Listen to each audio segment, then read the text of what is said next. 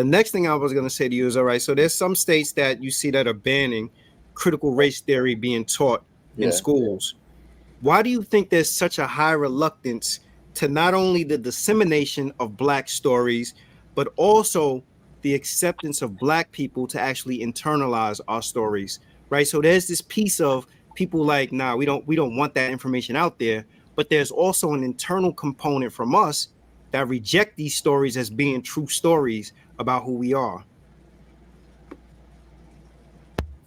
I mean, 2 for 2 right here. 2 for 2 with the alley-oops today. You understand what I'm saying? You got one of the greatest album covers in the world on your wall right there. Mm-hmm. Next to another one of the greatest album covers on the wall right there. You see what I'm saying? You got a Tribe Called Quest, and you got Nas, you got Illmatic. You see what I'm saying? So look at his view. This is the man-child going out into the world with his project in the background. This is where I come from. This is my foundation. Mm-hmm. If you can make it here, you can make it anywhere. I will not be denied. You see what I'm saying? So this is the man-child, and his name is Nasir. Nasir means the men. Al-Nas means the men. You see what I'm saying? Mm-hmm. So this childlike wonder, this childlike reflection, but this childlike visionary, where nothing or no one is going to be able to stop him. It's a fearlessness that's there that's associated with it. You see what I'm saying? We're talking about the revolutionary volume. This is the understanding. This is volume 3. This is what comes out of the womb of this Black woman. This is why she has to be shown crazy, because her children are children of the revolution, are children of the change agent. You see what I'm saying? So I dedicated the next 2 volumes to transformation, volume 3 and volume 4. This man right here, rest in peace, Prince Asiel Ben Israel, him and y'all, what's my brother's name? His Excellency Ben Ami. They were in Chicago.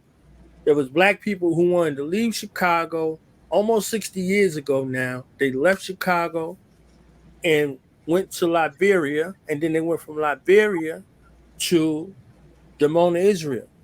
And they've been there in Israel for almost the last 60 years.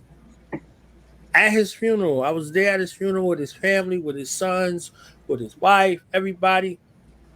He had a burning desire for the Kwanzaa term in Guzu Saba is Kujichagulia, that space of self-determination, to name yourself.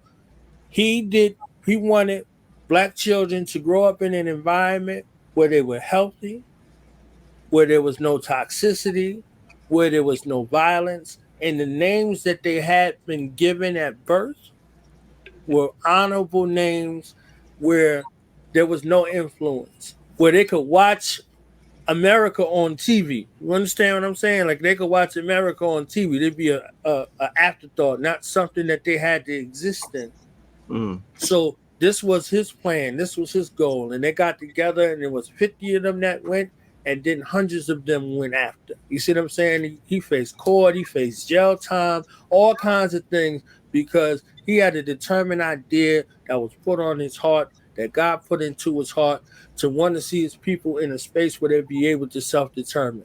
Don't that sound like the man that's next to him? Don't that sound like Malcolm X? Don't that sound like some of these leaders that we're looking at in profile, and they had that determined idea in their mind to want to see our people in a better position. You see what I'm saying?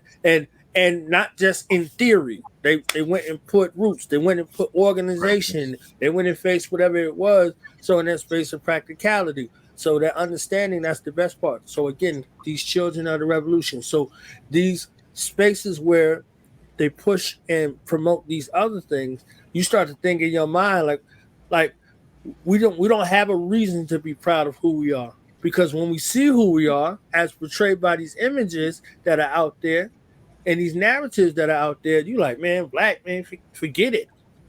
Forget it. You see what I'm saying? So forget it. That, so this is a proper propaganda campaign in the space of reformation to let you know, okay, from then till now, there were people that were actively working, and there are people actively working. So using your gifts, your talents, and your skills, You see what I'm saying? The Honorable Marcus Bazai Garvey, his birthday is on the 17th of this month. You see what I'm saying? So a couple of days from now, right? So Queen Nani from the Maroons. So when you start hearing, the brothers and sisters in the Caribbean, she was a leader. She was their leader. You see what I'm saying? She told the reason why you heard of a thing called a ghillie suit is because of her. So you see the ghillie suit and the camouflage and moving through, undetected, blending in and all of that. It's because of her. That was her tactics that she trained the Maroon Army up for them to be able to move in that way. You see what I'm saying? Yeah. So they was up in the mountains, all of that. So it was a space of resistance to the assault, to the tyranny, to the oppression. So the things that are out here where we're being typecast and getting put in these places and these roles and buffoons, and you got to have men with dress on and all this effeminate craziness that's out here that's going on. Some folks are signing up for it because that's how bad they want to see themselves. So there's a desire to want to see yourself, but this is how you're seen. So somebody's controlling how you're being seen, and it's seeding into your consciousness. So images, symbolism, one of the definitions for symbolism that I gravitate towards are sensible images used to express a hidden meaning. So if I show you the Boondocks and the Boondocks breaking down how all this stuff works, and then they call it the N-word moment. You understand what I'm saying? You there in your mind. This is what's traveling into your consciousness. This is what's traveling into your consciousness, and this is what you're going to give birth to. So that spirit of resistance, that spirit of reclamation, of self-determination was something that I wanted to highlight. The minds and the motives behind those who were audacious enough or brave enough to be able to do these things. So. This is think of it this way: is that we put more glorification in fictitious characters than real life people when it comes to our stories. Like probably the biggest celebration we've had of Black people in terms of filmmaking or representation is probably Black Panther. People were like touting Black Panther, Black Panther, Black Panther. You're like, you do realize that there's no real place in Wakanda, and that it's a fictitious character. But then when these real stories are put on display, like either people don't embrace them, they don't have nearly as much support. There's no interest. And like I said, if people really had genuine interest in these stories, then removing critical race theory from schools will be much more challenging. But there are people we've had come on this platform, and people of color, and their position around race sometimes, I'm like, wow, you really believe these things? But I realized that this is information that they've had in front of them, or they've internalized misinformation.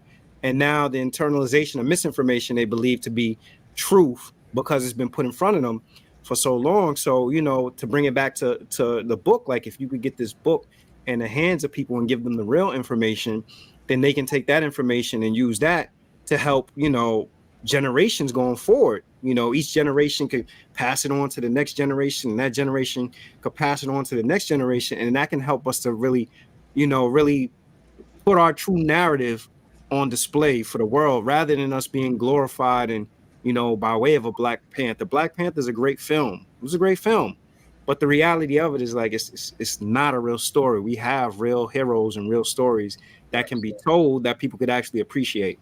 So knowledge, and it's not told from our lens. Pardon me. I just wanted to say this before I forget. It's not told from our lens. It's told from the lens of somebody named Stan Lee. So this is Stan Lee's inference.